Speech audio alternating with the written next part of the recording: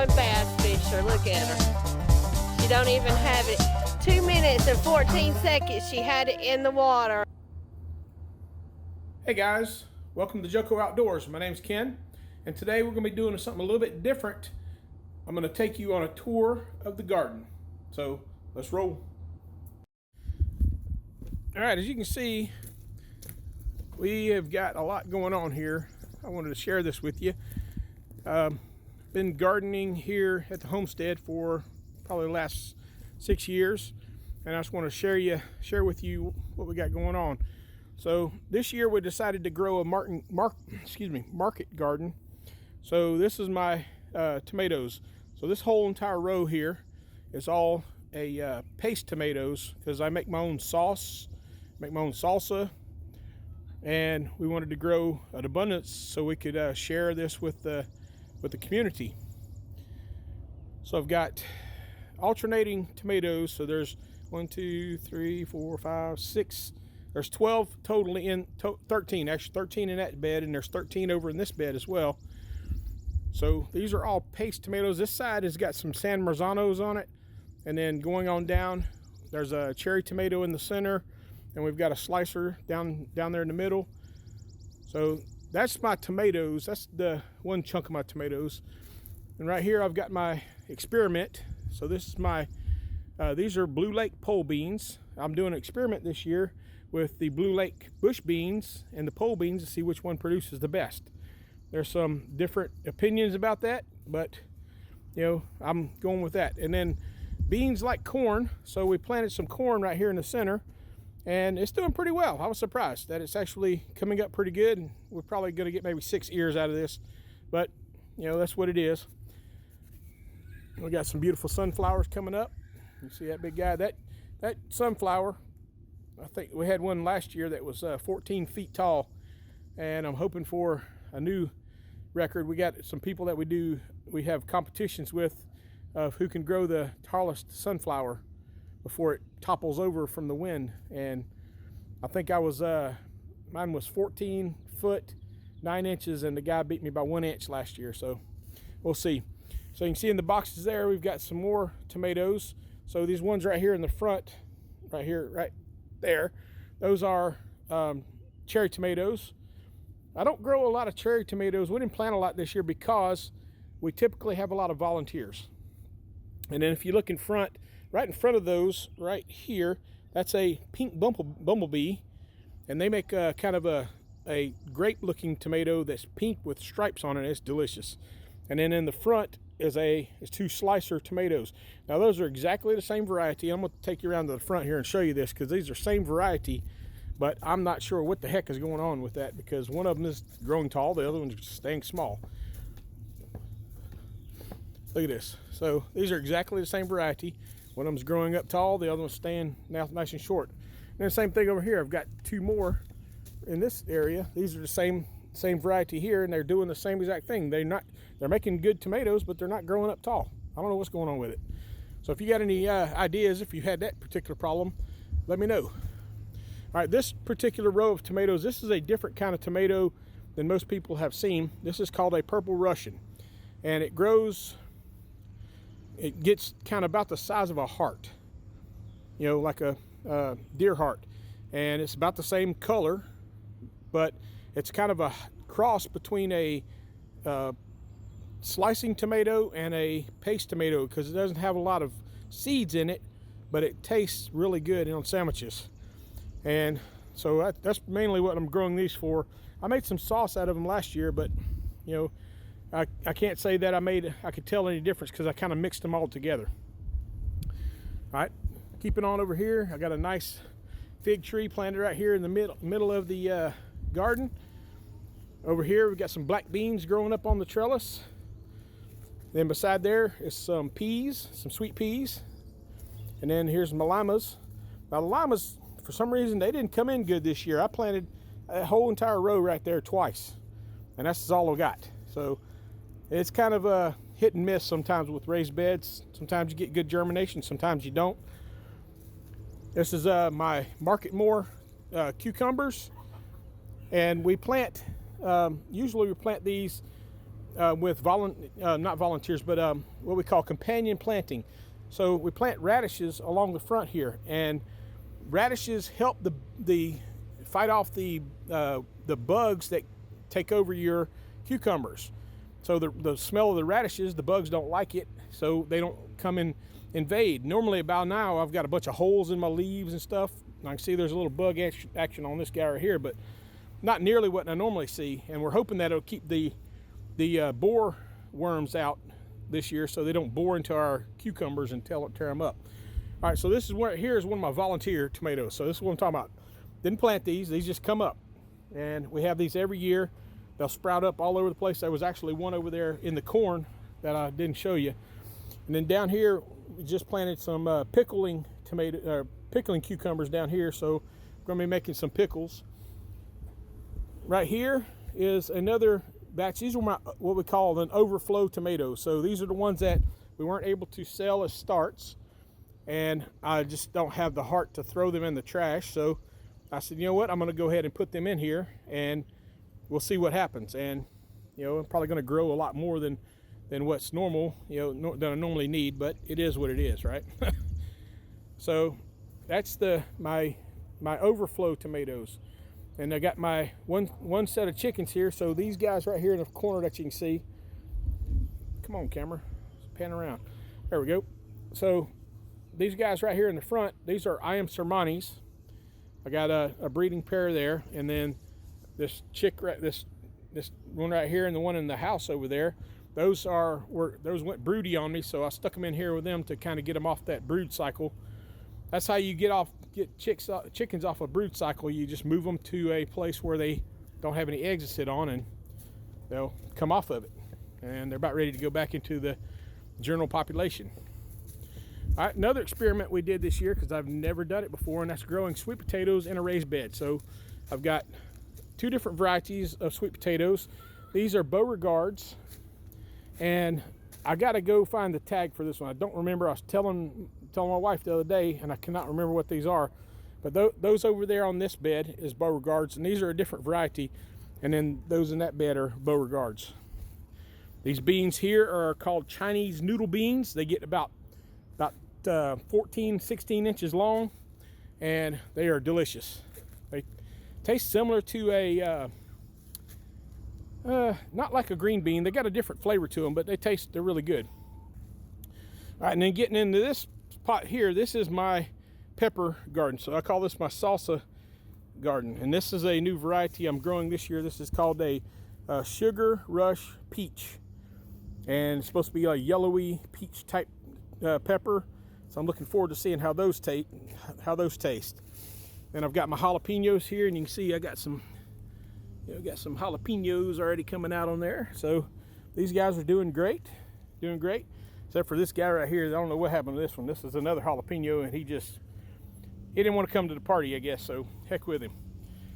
Then these next 6 here, one of them being choked out by this catnip, is my serranos. So I've got 6 serrano peppers in this one bed. So we've got all hot peppers in here: serranos, jalapenos, and the Sugar Rush peach.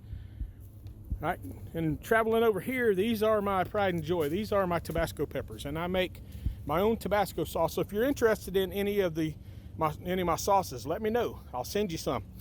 Because I make my own Tabasco sauce. I make my own hot salsa, and I make a lot of sauces too.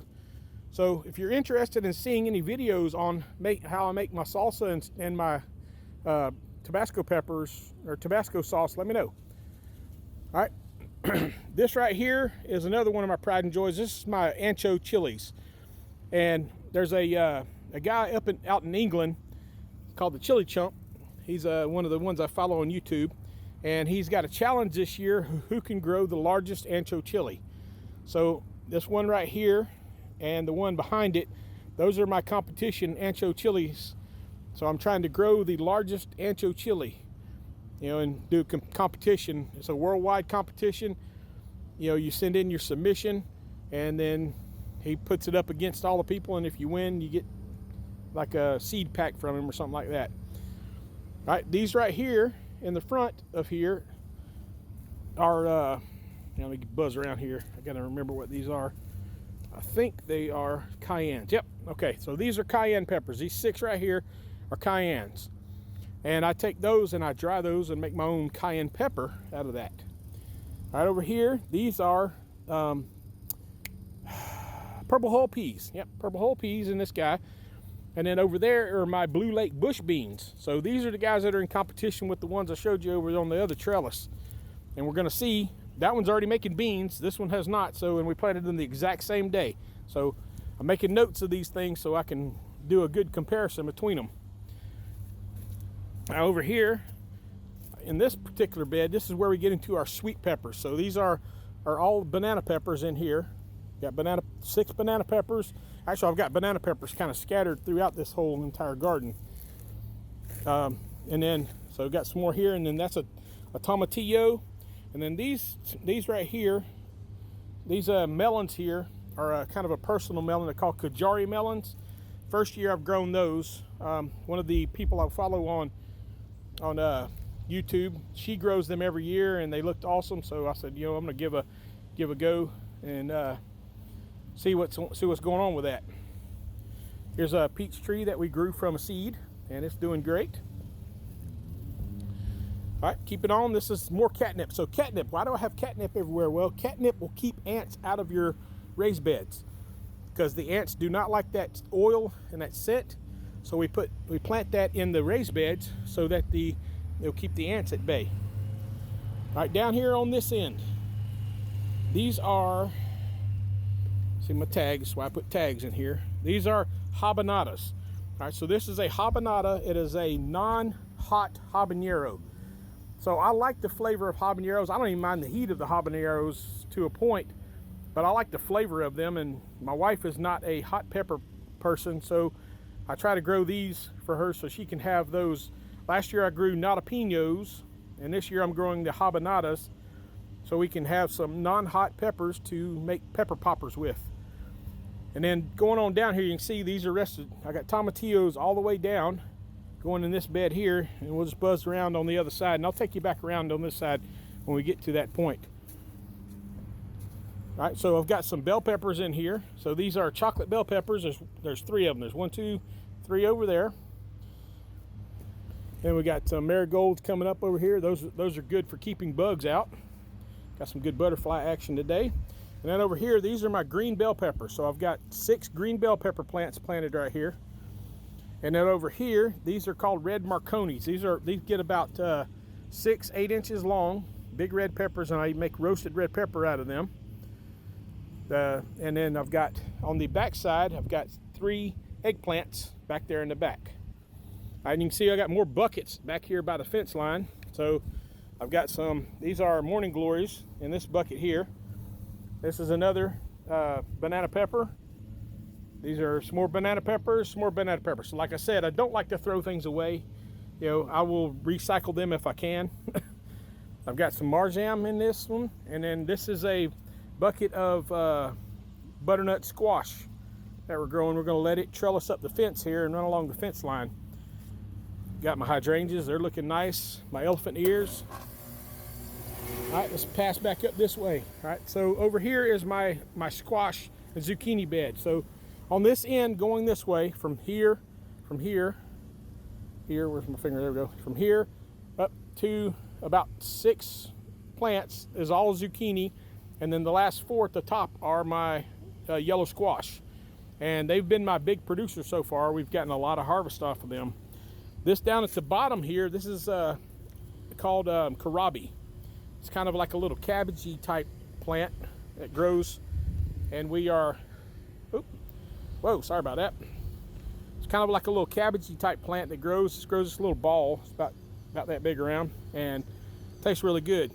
Here's what's left of our beets. We harvested beets earlier this year, and if you look right there, see there's another tomato that volunteered in here, and I didn't do anything to it. It fell over.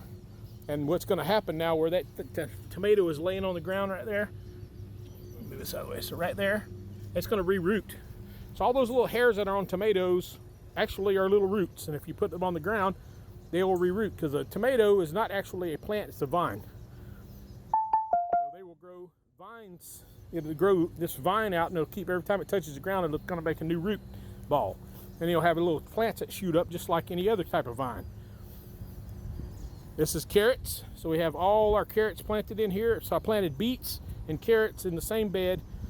These, we didn't do a very good job thinning them out, so they aren't producing a really big carrots, which is a bummer to me, but they will do a good job to feeding our rabbits. And over here you can see my yellow squash. Yellow squash has been really good. We've gotten probably about 10 or so off of them so far. So that's the squash bed. All right, let me take you around over here and show you on this side. So this right over here is my sea of mint.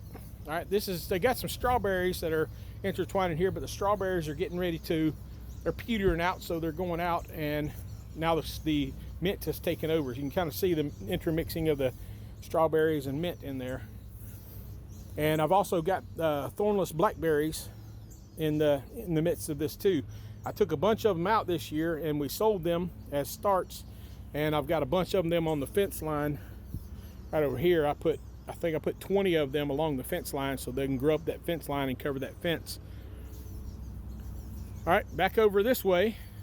This right here was a single seed from an acorn squash that we bought at the grocery store. My wife took the seeds out. She planted one seed in the ground and it made that monster. So if you want something that'll cover a lot of ground, acorn squash apparently is the way to go. And then these right here, these melons here, these are a different kind of melon too. They're called a chantilly melon. They're kind of a French melon, and I've never grown those before either. I'm looking forward to seeing how they go and seeing what they produce. And here's some more of those cucumbers. And we see we've got a few of them, little cucumbers down here. There's one there, there's one right in there. So we got cucumbers coming out. They should be picking those pretty soon. And when they start coming, they come in like tons. So I'm really looking forward to that. All right, let me buzz you around this way. I'll keep walking you around here and we'll see what's going on. Now you notice I've got carrots planted within my tomato beds. Well, carrots and tomatoes are a symbiotic plant as well. So tomatoes love carrots and carrots love tomatoes. They use one thing that the tomatoes produce helps carrots grow, and the things that the carrots produce helps the tomatoes grow. And then in between here, so I've got carrots, and then I put onions and put carrots. So the other one that grows good is onions. So I've got interposing beds with some onions and carrots in them. All right, round on this side. Here's my rabbitry. So I raise my own meat rabbits, and we're not breeding them right now just because it's the summertime. We don't like to have a whole bunch of babies in here because it gets pretty hot here in North Carolina. So we try to keep the minimum amount of bunnies as we can, but still keep a good breeding stock. Over here is my red potato bed. So this is all red potatoes in here. There's probably, I think, 50 plants. So that's going to be, some good red potatoes for us this fall. And then along the fence line over there, you can see there's some squash planted along the fence line. So here I've got 2 butternuts, and then the rest of these all the way down are called a Canadian crookneck squash, which is kind of looks like a butternut squash, but it's got a kind of a long crook neck on it, and they hold up a little bit better than the butternut squash do. But I just saw right in here, I see I've got a butternut squash right there popping out. I just seen it right there. So that's new. I didn't see that today. And oh, this is not a this is an acorn squash, because I see an acorn squash right there. So my wife crossed me up here. She told me she was putting these as the crookneck squash. So my bad on that. Apologize. Don't like to give you false information.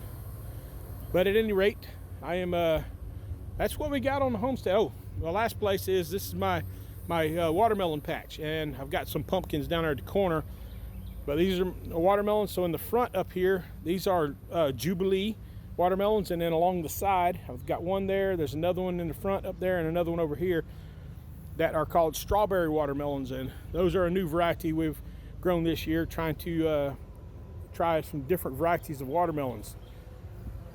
So that's the nuts and bolts of my my farm. You know, I've got chickens all over the place. I've got another big chicken yard up there, and also I forgot to show you my Great Pyrenees. So this is my female Great Pyrenees. She had puppies, and we have actually one female puppy left. You can see she's coming this way right now. So if you're interested in it's a Great Pyrenees and a Alaskan Husky cross. So if you're interested in a puppy, last female puppy, she's right there, let me know, and we can talk about getting it to you. If you're relatively close, we'll see if we can make something happen. All right, over here, this is my chicken yard. So at any given time, I have between 20 and 40 chickens in here, depending on what time of year it is. We've weeded down a little bit because of COVID. We weren't able to sell our eggs, so we had to cut down on our flock a little bit because our egg production was continuing, but we couldn't sell the eggs. So we decided to weed back on our chickens for a little while until the egg market picks back up again. All right, so that's all that. Then I want to take you down here and show you the pond. I don't think you've seen the pond yet. My ducks whacking. We got some ducks. They kind of help keep the vegetation at bay around the edge and keep the junk cleaned up. If you look down here, this is my pond. So it's about a half an acre, and I can see right now, I can see there's some fish jumping. I don't know if you can see that water there. Let's see if I can zoom you in here a little bit.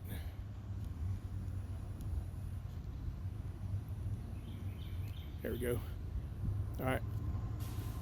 So zoom you in a little bit so you can see. I was just having to walk down here, and I seen a little spray of fry up on the top of the water, and it's like, oh, so it's like some fish are chasing the fry down here. So this is me and Brian are going to shoot some videos out here pretty soon of the fishing on this pond. I've got bass, catfish, brim, and crappie in here, and we are really looking forward to doing some fishing. It's been kind of slow this year. It kind of took a while to get it going. The water temperature was just not as great as I thought it. It didn't raise up like I thought it would, as hot as it's been. It took a while for the water temperature to get right, but now the fish are starting to move. The brim are just coming off the bed, so it's about time to start catching some bass in here. All right, so that's that's what I've got. I actually have pigs down in the bottom, but I'll show you those on another day. I'm not really, we've had rain so much here that, it's a big old muddy mess. So I want to get some cleaned up down there. We had some trees fall too, so I need to get some cleanup down there before we get started on showing the pigs. All right, so that's the homestead.